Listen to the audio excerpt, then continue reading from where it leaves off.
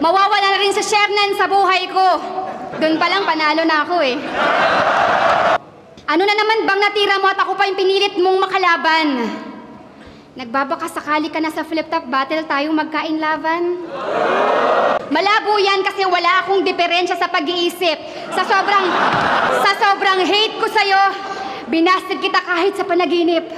Ikaw naman kasi ganyan na nga itsura mo, choosy ka pang kolokoy ka. Bagay pala tayo kung naging sirena ako kasi sakto. Mukhang syokoy ka. Isa kang uri ng laman dagat pero mukha kang laman lupa. Kung ikaw lang ang magiging syota, mag-aalaga na lang ako ng tuta. Sa costume ka lang nakakaaliw, pero para kang baliw. Pag nagpawis kilikili neto, mas maasim pa sa paksiw. Ew!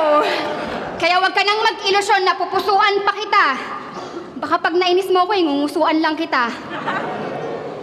Kaya nga ako nagpunta sa iba't ibang bansa kasi masyado kang makulit. Layo na nga ako ng layo, tapos lapit ka pa din ng lapit.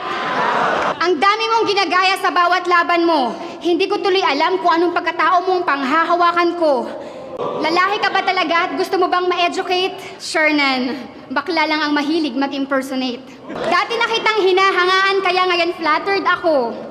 Bihira na yung ganitong kalaban, mukhang endangered na to.